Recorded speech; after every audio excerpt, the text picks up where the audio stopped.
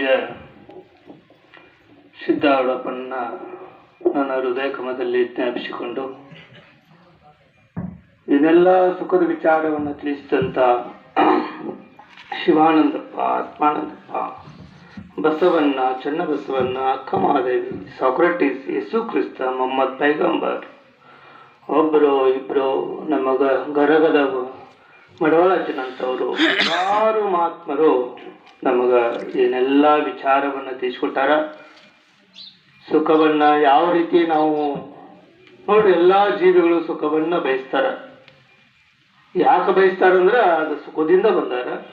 ಆ ಸುಖವನ್ನ ಹೆಂಗ್ ಹೊಂದಬೇಕು, ಸುಖ ಎಲ್ಲದ ಅನ್ನೋದನ್ನ ತಿಳಿಸ್ಕೊಟ್ಟಂತ ಸುರೇಂದ್ರ ಒಬ್ಬರು ಇಬ್ಬರು ಹಲವಾರು ಮಹಾತ್ಮರು ಅಂತ ವಿಚಾರವನ್ನ ತಿಳಿಸಾರ. ಅವರಿಗೆ ಅನಂತ ಕೋಟಿ ನಮಸ್ಕಾರ ಸಲ್ಲಿಸುತ್ತಾ ಮತ್ತು ವೇದಿಕೆ ಮೇಲೆ ಆಸೀನರಾದ ಸರ್ವ ಪೂಜರು ಅವರಿವರನ್ನದೇ ಸರ್ವ ಪೂಜರ ಪಾದಕ್ಕೂ ನಮಸ್ಕರಿಸುತ್ತಾ ಮತ್ತು ಸುಖ ಸ್ವರೂಪಿಗಳೇ ತಮ್ಮೆಲ್ಲರ ಪಾದಕ್ಕೂ ನಮಸ್ಕರಿಸುತ್ತಾ ನನ್ನ ಎರಡು ವಿಚಾರಗಳನ್ನು ಇಲ್ಲಿ ತಿಳಿಪಡಿಸ್ತೇನೆ. ಇವತ್ತು ಶ್ರಾವಣ ಮಾಸದ ಕಾರ್ಯಕ್ರಮ. ಶ್ರಾವಣ ಅಂದ್ರೆ ಶ್ರವಣ. ಶ್ರವಣ ಏನು ಶ್ರವಣ? ಏನು ಶ್ರವಣ ಮಾಡುವುದು ಅಂದ್ರ ಅತ್ಯಂತ ದುಃಖ ನಿವೃತ್ತಿ, ಪರಮಾನಂದ ಪ್ರಾಪ್ತಿ. ಎಳ್ಳ ಕಾಲಷ್ಟು ದುಃಖ ಬೇಡ, ಪೂರ್ಣ ಸುಖ ಬೇಕು ಅಂತದ. ಅದು ಸುಖ ಎಲ್ಲದ ಅಂತ ಶ್ರವಣ ಮಾಡುದು. ಸುಖ ಎಲ್ಲದ ಅಂದ್ರ ಅದು ವಿಷಯ ವಸ್ತುಗಳೊಳಗಿಲ್ಲ, ಅದು ಆತ್ಮೊಳಗೈತಿ ಅಂತ ಶ್ರವಣ ಮಾಡುದು. ಆಮೇಲೆ ಈ ಜಡವಾದ ಹೆಣನ ಅಲ್ಲ, ಜಡವಾದ ಹೆಣವನ್ನು ತಿಳಿಯತಕ್ಕಂತ ಅರುರೂಪನಾದ ಆತ್ಮನೇ ನಾ ಇದ್ದೇನೆ ಅಂತ ಶ್ರವಣ ಮಾಡುದು. ದಿನಾನು ಇದನ್ನ ಶ್ರವಣ ಮಾಡುದು. ಇದು ವಿಷಯ ವಸ್ತುಗಳೊಳಗ ಸುಖ ಇಲ್ಲ, ಆತ್ಮೊಳಗನ ಸುಖ ಅದ. ನಾ ಶರೀರ ಅಲ್ಲ, ನಾ ಆತ್ಮ ಇದ್ದೇನೆ. ಆತ್ಮ ಅಂದ್ರೆ ತಿಳಿಯುವಂಥದ್ದು, ತಿಳುವಳಿಕೆ. ದಿವ್ಯ ತೇತಿ ಇತಿ ದೇವ. ಆ ತಿಳುವಳಿಕೆ ಸ್ವರೂಪನ ನಾ ಅದೇನಿ ಅಂತ ಶ್ರವಣ ಮಾಡೋದು, ಅದನ್ನ ಮನನ ಮಾಡೋದು, ಅದ ನೆನಪಿನಾಗ ಇರೋದು. ಅದ ನೆನಪಿನಾಗ ಉಳಿದೀವಿ ಅಂದ್ರೆ ಅದು ಏನು ತಿಳುವಳಿಕೆ ಏನದಲ್ಲ, ಅರು ಏನದಲ್ಲ, ಅದ ಆನಂದ ರೂಪದ. ಈಗ ನೋಡ್ರಿ, ನಮಗ ಸುಖ ಏನಾರ ಕಣ್ಣಿಗೆ ಕಾಣಿಸ್ತದ, ಆನಂದ ಏನಾರ ಇಂದ್ರಿಯಗಳಿಗೆ ಕಾಣಿಸ್ತದ? ಕಾಣಂಗಿಲ್ಲ. ಆದ್ರ ಅದು ಅರು ಸ್ವರೂಪ. ಸುಖಕ್ಕ ಆಕಾರ ಇಲ್ಲ. ಆಕಾರ ಇಲ್ಲ ಅಂದ್ರೂ ಅದು ತಿಳುವಳಿಕೆ ಸ್ವರೂಪದ. ಯಾವಾಗ ತಿಳುವಳಿಕೆ ಸ್ವರೂಪನ ತಾ ಅಂತ ಉಳ್ಕೋತಾನ, ಅವಾಗ ಆನಂದದ ಅನುಭವ ಆಗ್ತದ. ಇಂಥ ಏನೆಲ್ಲ ವಿಚಾರಗಳನ್ನ ಮಹಾತ್ಮರು ತಿಳಿಸ್ಯಾರ. ಮುಖ್ಯವಾಗಿ ಸಿದ್ಧಾರೂಢರು ಬಿದ್ರಿಕೋಟೆ ಜಿಲ್ಲೆಯವರು. ಗುರು ಶಾಂತಪ್ಪ ಮತ್ತು ದೇವ ಮಲ್ಲಮ್ಮರ ಔರಸ ಪುತ್ರರಾಗಿ ಅವರು ಚಲಿಸ್ತಾರೆ. ಸಿದ್ಧಾರೂಢರು ಅವರ ಮನೆಯಲ್ಲಿ ವೀರಭದ್ರ ಸ್ವಾಮಿಗಳು ದಿನಾ ಪ್ರವಚನವನ್ನು ನಡೆಸ್ತಾ ಇರ್ತಾರೆ. ಅಲ್ಲಿ ಅವರು ತಂದೆ ತಾಯಿಗಳೆಲ್ಲ ಶ್ರವಣ ಮಾಡ್ತಾ ಇರ್ತಾರ. ಅವಾಗ ವೀರಭದ್ರ ಸ್ವಾಮಿಗಳು ಏನ್ ಹೇಳ್ತಾರಂದ್ರೆ, ಇದೆಲ್ಲ ಏನ್ ಕಾಣಿಸ್ತದಲ್ಲ ಇದೆಲ್ಲ ನಾಶ ಆಗ್ತದ, ನಾಶ ಆಗುವಂತ ವಸ್ತು ಇದಂತ ಅವ್ರು ಹೇಳ್ತಾರ. ಇದೆಲ್ಲ ನಾಶ ಆಗುವಂತ ವಸ್ತು ಅಂದ್ರ ನಾಶ ಆದ್ಮೇಲೆ ಎಲ್ಲಿ ಹೋಗ್ತದ್ರಿ ಗುರುಗಳು ಇದೆಲ್ಲ ಅಂತ ಅವ್ರು ಪ್ರಶ್ನೆ ಮಾಡ್ತಾರ. ಸಿದ್ಧ, ಇಲ್ಲಪ್ಪ ಸಿದ್ಧ, ಇದು ಆತ್ಮಜ್ಞಾನಿ ಗುರುಗಳಿಗೇನೆ ಇದು ತಿಳಿತದ, ಇದು ಸಾಮಾನ್ಯ ಗುರುಗಳಿಗೆ ತಿಳಿಯೋದಿಲ್ಲ ಅಂತ ವೀರಭದ್ರ ಸ್ವಾಮಿಗಳು ಅಂತಾರ. ಅವಾಗ ಸಿದ್ಧಾರೂಢರು ಸಂಕಲ್ಪ ಮಾಡ್ತಾರ, ಆತ್ಮಜ್ಞಾನಿ ಗುರುಗಳನ್ನ ಹುಡುಕ್ಬೇಕಲ್ಲ ನಾನು. ಆತ್ಮಜ್ಞಾನಿ ಗುರುಗಳನ್ನ ಹುಡುಕಿ ಆ ಸುಖ ಎಲ್ಲದ ಅದನ್ನು ತಿಳ್ಕೊಂಡು ನಾನು ಅದನ್ನು ಹೊಂದಬೇಕು ಅನ್ನುವಂಥ ಉತ್ಕಟ ಇಚ್ಛಾ ಆ ಸಿದ್ಧನಿಗೆ ಉದಯ ಆಗ್ತದ ಮನುಷ್ಯನಲ್ಲಿ. ಅವಾಗ ಸಿದ್ಧಾರೂಢರು ಏನ್ ಮಾಡ್ತಾರಂದ್ರೆ ವಿಚಾರ ಮಾಡ್ತಾರ. ಅಷ್ಟೊತ್ತಿಗೆ ಸಿದ್ಧ 5-6 ವರ್ಷದ ಬಾಲಕ ಆಗಿರ್ತಾನ. ಅವಾಗ ತಾಯಿ ಹೇಳ್ತಾಳ, ಏ ಸಿದ್ಧ, ನೀನು ಶಾಲೆಗೆ ಹೋಗಪ್ಪ, ಎಲ್ಲಾ ಹುಡುಗರು ಶಾಲೆಗೆ ಹೊಂಟಾವ, ನೀನು ಶಾಲೆಗೆ ಹೋಗಪ್ಪ ಸಿದ್ಧ ಅಂತ. ಅವಾಗ ಸಿದ್ಧ ಹೇಳ್ತಾನ, ಇಲ್ಲವಾ, ನಿನ್ನ ಶಾಲೆ ತಗೊಂಡು ಏನ್ ಮಾಡ್ತಿ, ಇದನ್ನ ನಿನ್ನ ಶಾಲೆ ಏನ್ ಮಾಡ್ತದ ಅಂದ್ರ ಇದು ಭೇದವನ್ನು ಉಂಟು ಮಾಡ್ತದವ. ಇದು ನನಗ ದುಃಖವನ್ನು ತಂದು ಕೊಡ್ತದ, ಇದು ವಿಷಯದೊಳಗ ಸುಖ ಐತಿ ಅಂತ ತಿಳಿಸ್ಕೊಡ್ತದ ನಿನ್ನ ಶಾಲೆ. ಆದ್ರ ವಿಷಯ ವಸ್ತು ಎಷ್ಟು ಉಪಯೋಗ ಮಾಡಿದ್ರು ಸುಖ ಶಾಂತಿ ಸಿಗ್ತಾ ಇಲ್ಲ. ನೋಡಿ, ಹುಟ್ಟಿದಾಗಿಂದ ಏನೆಲ್ಲ ವಿಷಯ ವಸ್ತುಗಳನ್ನು ಉಪಯೋಗ ಮಾಡೀವಿ. ಶಬ್ದ, ಸ್ಪರ್ಶ, ರೂಪ, ರಸ ಅಂದ್ರ ಕಣ್ಣಿನಿಂದ ಬೇಕಾಷ್ಟು ರೂಪ ನೋಡಿವಿ, ಸುಖ ಶಾಂತಿ ಪ್ರಾಪ್ತಿಯಾಗಿಲ್ಲ. ಮೂಗಿನಿಂದ ಬೇಕಾಷ್ಟು ಸುಗಂಧ ದ್ರವ್ಯಗಳನ್ನು ಮೂಸೇವಿ, ಸುಖ ಶಾಂತಿ ಪ್ರಾಪ್ತಿ ಆಗಲಿಲ್ಲ. ಶರೀರ ನಾಶ ಆಗಿ ಹೊಂಟು, ಆದ್ರೆ ಸುಖ ಪ್ರಾಪ್ತಿ ಆಗಲಿಲ್ಲವ. ಇನ್ನೆಲ್ಲ ಗಳಿಸೇವಿ. ನ ಧನೇನ ನ ಪ್ರಜೆಯ ನ ಬಹುಶ್ರುತತ್ವೇನ ನ ತರ್ಕೇನ ತ್ಯಾಗೇನ ಏಕೇನ ಅಮೃತತ್ವ ಮಾಕ್ಷಿ. ಏನು ಗಳಿಸಿದ್ರು ಸುಖ ಶಾಂತಿ ಇಲ್ಲ. ಬೇಕಾದಷ್ಟು ನಾವು ವಿಷಯ ವಸ್ತುಗಳನ್ನು ಗಳಿಸ್ಲಿ, ಅವನು ಭೋಗಿಸ್ಲಿ, ಆಗ ಸುಖ ಶಾಂತಿ ಮಾತ್ರ ಪ್ರಾಪ್ತಿ ಆಗುವುದಿಲ್ಲ. ಶರೀರ ಭೋಗಿಸಿದಂತ ಶರೀರ ನಾಶ ಆಗಿ ಹೋಗಿಬಿಡ್ತದೆ ವಿನಃ ಸುಖ ಮಾತ್ರ ಪ್ರಾಪ್ತಿ ಆಗುದಿಲ್ಲ ಅಂತ ಸಿದ್ಧಾರೂಢರು ಹೇಳ್ತಾರೆ. ಅದಕ್ಕ ನಾನು ನನ್ನ ಒಳಗ ಶಾಲೆ ಕಲೀಲಿಗತ್ತೀನಿವ. ಈ ಹೊರಗೆ ಏನು ಕಾಣಿಸ್ತಾವಲ್ಲ ಇವೆಲ್ಲ ಶಿವ ಸ್ವರೂಪದಾವ. ಇವೆಲ್ಲ ಶಿವ ಅಂತ ನಾ ತಿಳ್ಕೊಂಡೇನಿ. ಬಹಳ ಆರಾಮದೀನಿ ನಾನು. ಎಲ್ಲ ಶಿವ ಅಂದ್ಮೇಲೆ ಎಲ್ಲಿ ದ್ವೇಷ ರೀ? ಯಾರ ಮೇಲ ರಾಗ, ಯಾರ ಮೇಲ ದ್ವೇಷ? ಇವರು ಶಿವ, ಇವರು ಶಿವ. ಒಳಗೆ ಏನದಾವಲ್ಲ ತಿಳುವಳಿಕೆ ಏನದಲ್ಲ ಅದೇ ಶಿವ ಅದ. ಸತ್ಯಂ ಶಿವಂ ಸುಂದರಂ. ನಾವೇನು ತಿಳ್ಕೊಂಡೇವಂದ್ರೆ ಜಡವಾದ ಶರೀರ ನಾವಂತ ತಿಳ್ಕೊಂಡೇವಿ. ಜಡವಾದ ಶರೀರ ನಾವಲ್ಲ. ಇದು ಹಿಂದಿನ ಜನ್ಮದಾಗ ಇದ್ದಿದ್ದಿಲ್ಲ, ಈ ಜನ್ಮದಾಗ ತೊರೆಯದ ಮುಂದಿನ ಜನ್ಮದಾಗ ಇದಿರುವುದಿಲ್ಲ ಶರೀರ. ಇದು ತಂದೆ ತಾಯಿಗಳ ರೇತೋ ರಕ್ತದಿಂದ ಮತ್ತು ಪಂಚಮಹಾಭೂತಗಳ ನಿರ್ಮಾಣದಿಂದ ವಿಕರ್ಷಿ ಶರೀರ ಆಗ್ಯದ. ಆದ್ರೆ ಇದು ನಾನು ನಾನು ಅಂತೀವಿ. ಇದು ಹೆಂಗ ನಾವು ಆಗ್ತೀವ್ರಿ? ಈ ಶರೀರನ ಅಲ್ಲ, ಈ ಶರೀರವನ್ನ, ಈ ಶರೀರ ಜಡ ಅದ. ಇದು ನನ್ನಿಂದ ತಿಳಿಸ್ಕೊತದ. ಆದರೆ ನಮ್ಮ ಲಕ್ಷ್ಮಣನ ಹೇಳಾಗ್ತಿದ್ರಲ್ಲ, ಕಣ್ಣು ತೀರ್ತೀವಿ, ಮೂಗು ತೀರ್ತೀವಿ, ಕಿವಿ ತೀರ್ತೀವಿ, ನಾಲಿಗೆ ತೀರ್ತೀವಿ, ಚರ್ಮ ತೀರ್ತೀವಿ, ಕೈಯ ಕಾಲ ಪಂಚ ಜ್ಞಾನೇಂದ್ರಿಯಗಳು, ಪಂಚ ಕರ್ಮೇಂದ್ರಿಯಗಳು, ಬಾಯಿ ಗುದ ಗುಯ್ಯ ಇವನ್ನೆಲ್ಲ ತಿಳಿತೀವಪ್ಪ ನಾವು. ಇದೆಲ್ಲ ರಕ್ತ ಮಾಂಸಗಳಿಂದ ಆಗ್ಯದ. ಒಳಗೆ ಎಲುಬದವ, ಎಲುಬು ಹತ್ತವ ನೋಡ್ರಿ. ಈ ಎಲುಬ ನಾವೇನ್ರಿ? ಒಳಗ ರಕ್ತ ಮಾಂಸ ಅದ. ಇದು ರಕ್ತ ಮಾಂಸನ ನಾವನ. ಈಗ ನೋಡ್ರಿ, ಜೀವಂತ ಇದ್ದಾಗ ನಾವು ಮಾತಾಡ್ತೀವಿ, ಸತ್ತ ಯಾಕೆ ಮಾತಾಡುದಿಲ್ರಿ? ಏನು ಹೇಳಿ ಹೋದು ಅಂತ ಅಲ್ಲೇ ಕೂತಿರ್ತಾನಲ್ಲ ಗೋಡಿಗೆ. ಮಾತಾಡ್ಬೇಕಾಗಿತ್ತು ಇಲ್ಲ. ಅಂದ್ರೆ ಮಾತಾಡಬೇಕಂದ್ರೆ ತಿಳುವಳಿಕೆ ಬೇಕು. ಆ ತಿಳುವಳಿಕೆ ದಾಟ್ಯದ. ಎಲ್ಲಿ ತನ ತಿಳುವಳಿಕೆ ಇರ್ತದ ಅಲ್ಲಿ ತನ ಮಾತಾಡ್ತದ. ಆ ತಿಳುವಳಿಕೆನ ಶಿವ ಅದ. ಆ ತಿಳುವಳಿಕೆನ ಆನಂದ ರೂಪದ. ಅದಕ್ಕ ಇಂಥ ಅಭ್ಯಾಸವನ್ನ ನಾವು ಒಳಗೆ ಮಾಡ್ತಾ ಇದ್ದೇನೇವ. ನಿನ್ನ ಶಾಲೆ ಏನ್ ಮಾಡುದು ಅಂತ ಸಿದ್ಧಾರೂಢನ ನಿನ್ನ ಶಾಲೆ ಒಲ್ಲ ಅಂತ ಲೌಕಿಕ ಶಾಲೆಯನ್ನ ತಿಳಿಸ್ಬಿಡ್ತಾರ. ತಿಳಿಸಿ ಇನ್ನು ಗುರುವನ್ನ ನಾ ಹುಡುಕ್ತೇನೆ ಅಂತ ತಾಯಿಗೆ ಮಾತು ಕೊಟ್ಟು ಅವರು ಹೊರಡ್ಲಿಕ್ಕೆ ಶುರು ಮಾಡ್ತಾರೆ. ಅವಾಗ ತಾಯಿಗೆ ನಮಸ್ಕಾರ ಮಾಡ್ತಾರ. ಸಿದ್ಧಾರೂಢ ನಮಸ್ಕಾರ ಮಾಡಿದಾಗ ತಾಯಿ ಅಂತಾಳ, ತಾಯಿ ದುಃಖಿತರಾಗಿ ಹೇಳ್ತಾಳ, ಏನು ಸಣ್ಣ ಬಾಲಕ ಹೊರಟ ಹೆಂಗಪ್ಪ ಇದನ್ನ. ಅವಾಗ ಸಿದ್ಧಾರೂಢ ನಮಸ್ಕಾರ ಮಾಡಿ ಹೋಗುವಾಗ ಸಿದ್ಧಗ ತಾಯಿ ಒಂದು ಮಾತು ಹೇಳ್ತಾಳ, ಇಲ್ಲಿ ತಾನ ನಾನು ಒಬ್ಬಕ್ಕೆ ತಾಯಿ ಇದ್ನಿ. ಇನ್ನು ಮ್ಯಾಲ ಏನ ಪ್ರಪಂಚದಲ್ಲಿ ಏನು ಹೆಣ್ಮಕ್ಳು ಅದಾರಲ್ಲ ಅವರೆಲ್ಲ ನಿನ್ನ ತಾಯಿಗಳಾಗಿ ನಿನಗೆ ಆಶೀರ್ವಾದ ಮಾಡ್ಲಿ ಅಂತ ಸಿದ್ಧಾರೂಢರಿಗೆ ತಾಯಿ ಹರಿಸ್ತಾಳ. ನೋಡ್ರಿ, ಎಂದೂ ಅವರು ಸಿದ್ಧಾರೂಢರು ಎಲ್ಲ ಹೆಣ್ಮಕ್ಳನ್ನ ತಾಯಿ ಸಮಾನ ಕಂಡ್ರು. ಅವ್ರನ್ನ ಅವರ ಸ್ನಾನ ಮಾಡಿಸ್ತಾ ಇದ್ರು, ಅವರ ಕೈ ಹಾಕ್ತಿದ್ರು. ಎರಡು ಕಾಲಕ್ಕೂ ಅವ್ರ ಮನಸ್ಸು ವಿಚಲಿತ ಆಗ್ತಿರ್ಲಿಲ್ಲ. ಅವಾಗ ಸಿದ್ಧಾರೂಢರು ಮುಂದ ತಮ್ಮ ಮನೆಯನ್ನ ತ್ಯಜಿಸಿ ಗುರುನಾಥನ ಹುಡುಕಬೇಕು ಅಂತ ಅವರು ಪ್ರಯಾಣ ಮಾಡ್ತಾರೆ. ಅವಾಗ ಮುಂದ ಸಿದ್ಧಾರೂಢರು ಅನೇಕ ದುಃಖ ದುಮ್ಮಾನಗಳನ್ನು ಅನುಭವಿಸುತ್ತಾ ಅವರು ವಿಚಾರ ಮಾಡ್ತಾರ. ಮೊದಲಿಗೆ ಯಾವುದು ದುಃಖದಾಯಕವಾಗಿರ್ತದೋ ಅದು ಅಂತ್ಯದಲ್ಲಿ ಸುಖವನ್ನು ಉಂಟು ಮಾಡ್ತದ. ಇದು ಜ್ಞಾನ ಮಾರ್ಗ, ಅಧ್ಯಾತ್ಮ ಮಾರ್ಗ ಏನದ ಮೊದಲಿಗೆ ನಮ್ಮ ದುಃಖವನ್ನ ತಂದು ಕೊಡ್ತದ. ಕೊನೆಗೆ ಏನ್ ಮಾಡ್ತದಂದ್ರ ಪೂರ್ಣ ಸುಖವನ್ನ ನಮಗ ಪ್ರಾಪ್ತಿ ಮಾಡಿಕೊಡ್ತದ. ಆತ್ಮಜ್ಞಾನದಿಂದ ಶಾಶ್ವತವಾದ ಶಾಂತಿ ಸಿಗ್ತದ. ಆತ್ಮಜ್ಞಾನ, ಆತ್ಮ ಅಂದ್ರೆ ನಮ್ಮನ್ ಬಿಟ್ಟು ಹೊರಗೆ ಎಲ್ಲಿ ಇಲ್ಲವ. ತಾನ ಇದ್ದಾನ, ತಾನ ಆತ್ಮ ಇದ್ದಾನ. ಅದನ್ನ ಮರ್ತಕೊಂಡಾನ. ಮರ್ತ ಮರಿಯೊಳಗ ಈ ಶರೀರ ಪ್ರಪಂಚ ನಿರ್ಮಾಣ ಆಗ್ಯದ, ಕಲ್ಪಿತವಾಗಿ ನಿರ್ಮಾಣ ಆಗ್ಯದ. ಈ ಸತ್ಯ ಅಲ್ಲ, ಅಸತ್ಯ. ತಾನ ಸತ್ಯ ಸ್ವರೂಪ ಅದಾನ. ಅದನ್ನ ಇದನ್ನ ಯಾವಾಗ ತಿಳ್ಕೋತಾನ ಅವಾಗ ಇವ ಶಾಶ್ವತವಾದ ಸುಖ ಶಾಂತಿಯನ್ನ ಹೊಂತಾನ. ಅವಾಗ ಸಿದ್ಧಾರೂಢರು ಗಜರಂಗ ಸ್ವಾಮಿಗಳನ್ನ ಭೇಟಿ ಆಗ್ತಾರ. ಮುಂದೆ ಅವ್ರಿಗೆ ಗುರು ಸಿಗ್ತಾನ. ಕಂಡುದ ಹಿಡಿಯಲೊಲ್ಲದೆ ಕಾಣದದನು ಅರುವಿಸಿ ಹಿಡಿದಿದನೆಂದರೆ ಸಿಕ್ಕಿತೆಂಬ ಬಳಲಿಕೆ ನೋಡ. ಅದು ಕಂಡುದನೇ ಕಂಡು ಗುರು ಪಾದವ ಹಿಡಿದಲ್ಲಿ ಕಾಣದದನು ಕಾಣಬಹುದು ಕಾಣ ಗುಹೇಶ್ವರ ಲಿಂಗದಲ್ಲಿ ಮನೆಯೇ. ಈ ಸಚ್ಚಿದಾನಂದ ಸ್ವರೂಪವನ್ನ ನಾವು ಸ್ವಂತ ಕಂಡು ಹಿಡ್ಕೋತೇವೆ ಅಂದ್ರೆ ಇದು ಯಾರಪ್ಪನಿಗೂ ಸಾಧ್ಯ ಇಲ್ಲ. ಯಾರಿಗೂ ಸಾಧ್ಯ ಇಲ್ಲದೆ. ಎಲ್ಲೋ ಶಿವಾನಂದ, ಎಲ್ಲೋ ರಮಣ ಮಹರ್ಷಿ, ಇದು ಗುರುನ ಬೇಕಿದೆ.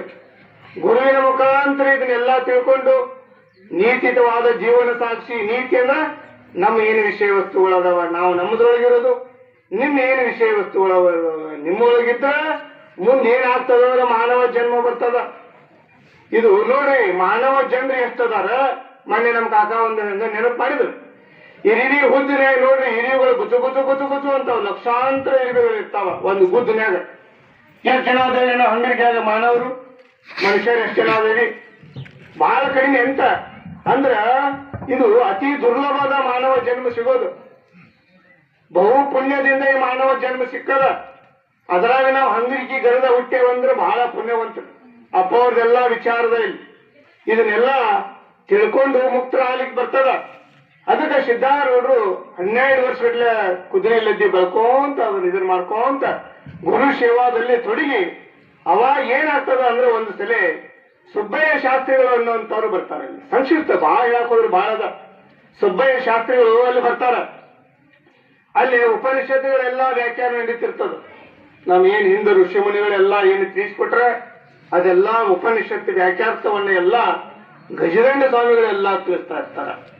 ಅವಾಗ ಸುಬ್ಬಯ್ಯ ಶಾಸ್ತ್ರಿ ಬಂದು, ಇವೇನ್ರಿ ಎಲ್ಲ ಏನು ಕೂತಾವಿದೆಲ್ಲ, ಏನ್ ಇಂಥವಕ್ಕೆಲ್ಲ ನೀವು ಉಪನಿಷತ್ತುಗಳನ್ನ ಬೋಧ ಮಾಡ್ಲಿಕ್ಕಿರ್ತೀನಲ್ಲ ಅಂತ ಸುಬ್ಬಯ್ಯ ಶಾಸ್ತ್ರಿ ಹೇಳಿದಾಗ, ಅವಾಗ ಅವರು ವಿಚಾರ ಹೇಳ್ತಾರ. ಸಿದ್ಧ ಅಲ್ಲೇ ಇರ್ತಾನ. ಸಿದ್ಧ ಗುರುವಿನ ಕೇಳ್ತಾನೆ, ಏನ್ರಿ ಅಪ್ಪ ಸುಬ್ಬಯ್ಯ ಶಾಸ್ತ್ರಿ ಹಿಂಗಂತಾರ, ನೀವು ಅನುಮತಿ ಕೊಟ್ಟರು ನಾನು ಸ್ವಲ್ಪ ಅದಕ್ಕೆ ವ್ಯಾಖ್ಯಾನ ಮಾಡ್ತೀನಿ ಅಂತ ಅವಾಗ ಅವ್ರು ಹೇಳ್ತಾರ. ಅವಾಗ ಗಜದಂಡ ಸಮ ಆಯ್ತಪ್ಪ ಹೇಳು ಅಂತಾರ. ಅಲ್ಲಿ ತನ ಸಿದ್ಧ ಬರೇ ಲದ್ದಿ ಬೆಳ್ಕೊಂತಾನ, ಹೊರಗೆ ಅಲ್ಲೇ ಇಲ್ಲೇ ಇರ್ತಾನ. ಮುಂದೆ ಬಂದು ಶ್ರವಣ ಮಾಡ್ತಿರೋದಿಲ್ಲ. ಇವೆಲ್ಲ ನಾನು ಅಂತ ಮುಂದೆ ಕೂತಿರ್ತಾವ. ನಾನು ನಾನು ಅನ್ನಂತ ಅಹಂಕಾರ ಇಲ್ದವ ಹಿಂದೆ ಕೂತಿರ್ತಾವ. ಅವಾಗ ಅವ್ರು ಕೇಳ್ತಾರ, ಉಪನಿಷತ್ ಅಂದ್ರೆ ಏನು? ಏನಪ್ಪ ಉಪನಿಷತ್ತು? ಇದ್ರ ಅರ್ಥವನ್ನ ನೀವು ಯಾರು ವ್ಯಾಖ್ಯಾನ ಮಾಡೋರು ಇದ್ದೀರಿ, ಅರ್ಥವನ್ನ ತಿಳಿಸೋರು ಇದ್ದೀರಿ ಅಂತ ಸುಬ್ಬಯ್ಯ ಶಾಸ್ತ್ರಿ ಕೇಳ್ತಾರ. ಅವಾಗ ಸಿದ್ಧ ಹೇಳ್ತಾನ, ಉಪ ಅಂದ್ರ ಅದು ಬ್ರಹ್ಮ ಸಮೀಪ, ನಿಷತ್ ಅಂದ್ರ ನೀ ಅಂದ್ರೆ ನಿಶ್ಚಯವಾಗಿ ತಿಳಿಯುವಂಥದ್ದು, ಶತ್ ಅಂದ್ರ ಉಪನಿಷತ್ ಅಂದ್ರೆ ಅದರೊಳಗೆ ನೆಲೆಯಾಗಿ ನಿಲ್ಲುವಂಥದ್ದು. ಅಂದ್ರೆ ಆ ಬ್ರಹ್ಮನ ನೀ ಅಂತ ತಿಳ್ಕೊಂಡು ಅದರೊಳಗೆ ನೆಲೆಯಾಗಿ ನಿಲ್ಲುವಂತ. ಉಪನಿಷತ್ತದ ವ್ಯಾಖ್ಯಾನ ಏನಂದ್ರೆ ಆ ಬ್ರಹ್ಮನ ನೀ ಇದೆ ಅಂತ ನಿಶ್ಚಯ ಮಾಡ್ಕೊಂಡು ಅದರೊಳಗೆ ನೆಲೆಯಾಗಿ ನಿಲ್ಲ. ಅಂದ್ರ ಬ್ರಹ್ಮನಿಷ್ಠ ಗುರುವಿನ ಮುಖಾಂತರ ಹೊರಡತಕ್ಕಂತಹ ಏನೆಲ್ಲ ವಾಣಿಗಳದಾವಲ್ಲ ಅವೆಲ್ಲ ಉಪನಿಷತ್ ಅಂತ ಅವರೆಲ್ಲ ಸುಸ್ಪಷ್ಟವಾಗಿ ಅವ್ರನ್ನ ತಿಳಿಸ್ತಾರ. ಅದಕ್ಕ ಇಂಥವನ್ನೆಲ್ಲ ಅವ್ರು ತಿಳ್ಕೊಂಡು ಸಿದ್ಧಾರೂಢರು ಅವಾಗ ಗಜದಂಡ ಸ್ವಾಮಿಗೆ ಹೇಳ್ತಾರ, ಇಲ್ಲಪ್ಪ ಸಿದ್ಧ, ನೀ ಇಲ್ಲಿ ತನ ಸಾಮಾನ್ಯ ಮನುಷ್ಯ ಅಂತ ನಾ ತಿಳ್ಕೊಂಡಿದ್ದೆ. ನೀ ಸಾಮಾನ್ಯ ಮನುಷ್ಯ ಅಲ್ಲಪ್ಪ, ನೀನು ಆರೋಢ ಇದ್ದೆ, ಎಲ್ಲವನ್ನೂ ಬಲ್ಲವನಿದ್ಯ ಅಂತೇಳಿ ಅವನಿಗೆ ಆರೋಢ ಅಂತ ಹೆಸರು ಪಟ್ಟವ್ರೆ ಗಜದಂಡ ಸ್ವಾಮಿಗಳು. ಹಿಂಗೆ ಎಲ್ಲ ಮುಂದೆ ಪ್ರಚಾರ ಮಾಡ್ಕೊಂತ ಗುರುವಿನ ಬಿಟ್ಟು ಬರ್ತಾರ. ಹುಬ್ಬಳ್ಳಿಗೆ ಬರ್ತಾರ. ಹುಬ್ಬಳ್ಳಿಯಿಂದ ಮುಂದ ಇಲ್ಲೆಲ್ಲ ಮಹಾತ್ಮರಾದಂತ ಗುರುತಿರ್ತದಲ್ಲ, ಅವರು ಮಡವಾಳಜ್ಜನ ಅವ್ರಿಗೆ ಬೆಟ್ಟಿಗೆ ಬರ್ಬೇಕಂತ ಅಲ್ಲಿಂದ ಬರ್ತಾರ. ಬರುವಾಗ ಇನ್ನೂ ಮುನ್ನಿಗೆಟ ಇರ್ತಾರ. ಇಲ್ಲಿ ಮಡವಾಳಜ್ಜನವ್ರಿಗೆ ಗುರ್ತಾಗ್ತದ. ಮಡವಾಳಜ್ಜ ಅಂತಾನ, ಅಲ್ಲೇ ಬಾಜು ಗಂಟೆಪ್ಪ ಕುಂತಿರ್ತಾನ. ಗಂಟೆಪ್ಪ ಬಾರೋ ಇಲ್ಲ ಅಂತಾನೆ. ಯಾಕ್ರಿಪ್ಪ? ಇಲ್ಲ ಒಬ್ಬ ಮನುಷ್ಯ ಬರ್ಲಿಕ್ಕತ್ತಾನ, ಕೈಪಾ ತೊಂಬಾರೋ ಗಂಟೆಪ್ಪ ಅಂತ. ಮನುಷ್ಯ ಬರ್ಲಿಕ್ಕತ್ತಾನ, ಮತ್ತೆ ನಾವೆಲ್ಲ ನಿನ್ಗೆ ಹೆಂಗ್ ಕಂಡಿವ್ರಿ ಅಪ್ಪ ಅಂತಾನ. ಇಲ್ಲೋ, ನಿಜವಾದ ಮನುಷ್ಯ ಬರ್ಲಿಕ್ಕತ್ತಾನ. ನಿಜವಾದ ಮನುಷ್ಯನ ಮುಂದ ಬತ್ತೆ ಇರಬಾರ್ದ. ನೀವೆಲ್ಲ ದನದ ಮುಂದೆ ಬತ್ತೆ ಇದ್ರು ಅಷ್ಟ, ಅರಿವಿ ಹಾಕೊಂಡ್ರು ಅಷ್ಟ ಅಂತ ಮರವಾಗ್ತಿರ. ಈಗ ನೋಡ್ರಿ, ಎಲ್ಲ ಕೈಕಾಲಕ್ಕೆ ಹೋಗಿರ್ತೇವೆ. ಹೊರಗೆ ಹೋದಾಗ ದನಗಳ ಅಡ್ಡಾಡಕತ್ತಿದ್ವಿ ಅಂದ್ರೆ ಯಾರು ಎದ್ದು ನಿಂತ ಅರಿವಿ ಹಾಕೋತೇನ್ರಿ? ಎಲ್ಲ ದನನ ಅಲ್ಲ. ಹಂಗ ನೀವೆಲ್ಲ ದನ ಅಂದ್ರು ಅವೆಲ್ಲ ದನಗಳ ಕಾಣಕತ್ತು ಅಂತ. ಅದಕ್ಕ ಸಿದ್ಧಾರೂಢರಲ್ಲಿಂದ ಬಂದ್ರಂತ. ಬಂದ ಮ್ಯಾಲ ಇವ್ರಿಗೆ ಬೆಟ್ಟಿಗೆ ಬಂದ್ರಂತ. ಅವಾಗ ಅವ್ರು ಕೈ ಹಾಕೊಂಡ್ರು. ನಿಜವಾದ ಮನುಷ್ಯ ಯಾರಂದ್ರ ಆಹಾರ ನಿದ್ರಾ ಭಯಮಯಿತು ನಂಚ ಸಾಮಾನ್ಯ ನೇತ ಪಶುರ್ಧಿ ಸಮಾನ ಜ್ಞಾನಮಿತೇಶಾಂ ಅಧಿಕೋ ವಿಶೇಷ ಜ್ಞಾನೇನ ಪಶುರ್ಧಿ ಸಮಾನ. ಅಂದ್ರ ನೋಡ್ರಿ, ಪಶು ಪಕ್ಷಿಗಳನ್ನು ಊಟ ಮಾಡ್ತಾವ, ನಾವು ಊಟ ಮಾಡ್ತೀವಿ. ಅವು ಹೆದರ್ತಾವ, ನಾವು ಹೆದರ್ತೇವಿ. ಅವು ನಿದ್ರಿ ಮಾಡ್ತಾವ, ನಾವು ನಿದ್ರಿ ಮಾಡ್ತೀವಿ. ಅವು 4 ಮಂದಿ ಮಟ್ಟ ಮಾಡ್ತಾವ, ನಾವು 4 ಮಂದಿ ಮಟ್ಟ ಮಾಡ್ತೀವಿ. ನಮಗೆ ಅವಾಗ ಏನ್ ಬೇದದ್ರಿ? ಮನುಷ್ಯನಿಗೆ ನಮಗೆ ಏನ್ ಬೇದದ? ಆದ್ರ ಮನುಷ್ಯರ ಅಷ್ಟೇ ಇಲ್ಲಿ ಕೂತಾರ, ಪಶು ಪಕ್ಷಿಗಳು ಒಂದು ಇಲ್ಲಿ ಬಂದು ಕೂತಿಲ್ಲ. ಮನುಷ್ಯನಿಗೆ ಇದು ತಿಳಿತೈತಿ, ಸುಖ ಯಾವುದು, ದುಃಖ ಯಾವುದು, ನಾ ಯಾರು, ನಾ ಅಲ್ಲದ್ ಯಾವುದು ಅನ್ನೋದು ಮನುಷ್ಯರಿಗೆ ತಿಳಿತೈತಿ. ಪಶು ಪಕ್ಷಿಗಳಿಗೆ ತಿಳಿಯುವುದಿಲ್ಲ. ಅದಕ್ಕೆ ಮಾನವ ಮಾತ್ರ ಮುಕ್ತ ಹೋ, ಮಾನವ ಮಾತ್ರ ಇದನ್ನೆಲ್ಲ ವಿಚಾರ ಮಾಡ್ಕೊಂಡು ವಿಷಯದೊಳಗೆ ಸುಖ ಇಲ್ಲ, ಎಷ್ಟು ಬೊಗ್ಸಿದ್ರು ಇದ್ರಾಗೇನು ಸುಖ ಶಾಂತಿ ಸಿಗುದಿಲ್ಲಪ್ಪ, ಹಿಂಗ ಬೋಗಿಸ್ತಾ ಶರೀರ ಸೌದ ನಾಶ ಆಗಿ ಹೋಗ್ತೈತಿ ಅಂತ ಅವ್ನು ತಿಳ್ಕೊಳಿಕ್ ಬರ್ತದೆ. ಆಮೇಲೆ ಈ ಜಡವಾದ ಶರೀರ ನಾ ಅಲ್ಲ, ನಾ ಇದನ್ನ ತಿಳಿಯಾವ ಅಂತೀವಿ. ಅದಕ್ಕೆ ಜ್ಞಾನ ಮಿತೇಶಾಂ ಅಧಿಕೋ ವಿಶೇಷ ಅಂತ ಇದನ್ನೆಲ್ಲ ಅವಾಗ ಅವರು ಮಡವಾಳಜ್ಜನವರು ಅವರೆಲ್ಲ ಹೇಳ್ತಾರೆ. ಗಂಟಪ್ಪ ಅಷ್ಟೊತ್ತಿಗೆ ಸಿದ್ಧಾರೂಢರು ಬರ್ತಾರ. ಸಿದ್ಧಾರೂಢರು 6 ತಿಂಗಳಲ್ಲಿ ಪರಮಾನುಭವ ಬೋಧೆಯನ್ನ ನಡೆಸ್ಯಾರ. 6 ತಿಂಗಳು ಎಲ್ಲ ಪರಮಾನುಭವ ಬೋಧೆಯನ್ನೆಲ್ಲ ಯಾಜ್ಞವಲ್ಕ್ಯ ಮಹರ್ಷಿಗಳು ಮತ್ತು ಚೂಡಾಲ ಅವರೆಲ್ಲ ಏನು ಸಂಭಾಷಣೆ ಎಲ್ಲವನ್ನೂ ಇಲ್ಲಿ ನಡೆಸ್ಯಾರ. ಅವಾಗ ಸಿದ್ಧಾರೂಢರು ಮತ್ತ ತಿರುಗಿ ಹೊರಟ್ರಂತ. ಅವಾಗ ಮಡವಾಳಜ್ಜನಿಗೆ ನಮಸ್ಕಾರ ಮಾಡಿ ಹೋಗುವಾಗ ಹೇಳಿದ್ರು, ಸಿದ್ಧ ಇನ್ನು ನೀ ಹುಬ್ಬಳ್ಳಿಗೆ ಹೋಗ್ಬೇಡ, ಇಲ್ಲೇ ಎದ್ದು ಬಿಡು, ಇಲ್ಲೇ ಶಾಸ್ತ್ರ ನಡೆಸುವಂತ. ಇಲ್ಲಪ್ಪ ನಾ ಹುಬ್ಳಿಗೆ ಹೋಗ್ತೀನಿ. ಇಲ್ಲೂ ಹುಬ್ಬಳ್ಳಿ ಜನ ಬಾಳಿ ಬೆರಿಕೆ ಅದಾರ, ಮೊದಲು ನೀನು ಮೆರೆಸ್ತಾರ, ಆಮೇಲೆ ಉಡಿಸ್ತಾರೋ ಸಿದ್ಧ, ಮ್ಯಾಲೆ ಅಟ್ಲ ಹತ್ತಿಸಿ ನೆಚ್ಚಿಂಗೆ ತಕೊಂಡ್ಬಿಡ್ತಾರೋ ಸಿದ್ಧ, ನೀ ಹೋಗ್ಬೇಡ ಅಂದ್ರು. ಇಲ್ರಿ ಅಪ್ಪ ನಾನು ಹಣೆ ಬರೋಣ ಹಂಗೈತಿ ಅಂತ ಹೇಳಿದ್ರು. ಅದಕ್ಕೆ ಸಿದ್ಧಾರೂಢರು ಆ ಕಡೆ ಹೋದ್ರು. ಅದಕ್ಕಿಂತ ಏನೆಲ್ಲ ವಿಚಾರಗಳು ಸಿದ್ಧನಿಗೆ ಎಷ್ಟು ಕಷ್ಟಗಳು ಬಂದವು, ಏನಾಯ್ತು ನಾವೆಲ್ಲ ವಿಚಾರ ಮಾಡಿಕೊಂಡು ಸಿದ್ಧ ಯಾಕ ಇಂಥ ಇಷ್ಟೆಲ್ಲ ಭೋಗಾದಿಗಳಿದ್ರು ಕೂಡ ಯಾಕೆ ಬಿಟ್ಟು ಹೋದ, ಅಪೋರ ಯಾಕ 70 ಎಕರೆ ಜಮೀನವನ್ನು ಬಿಟ್ಟು ಬಂದ್ರು, ಇದನ್ನೆಲ್ಲ ಕೂಲಂಕುಷವಾಗಿ ವಿಚಾರ ಮಾಡಿ ನೋಡಿದಾಗ ಇದು ವಿಷಯ ವಸ್ತುಗಳೊಳಗ ಸುಖ ಇಲ್ಲ, ಇದು ಆತ್ಮೊಳಗ ಸುಖ ಐತಿ ಅಂತ. ಇದೆಲ್ಲಾ ವಿಚಾರಗಳು ಎಲ್ಲಿ ಸಿಗ್ತಾವ? ಒಂದು ಸಂಘ, ಸತ್ಸಂಗ, ಸತ್ಯವಂತರ ಸಂಘ, ನೀತಿವಂತರ ಸಂಘ. ನೋಡ್ರಿ, ಇವತ್ತು ಏನೇ ಇಲ್ಲ ಅಂದ್ರೆ ನಾವು ನೀತಿವಂತರ ಸಂಘದಾಗ ಇರ್ಬೇಕು.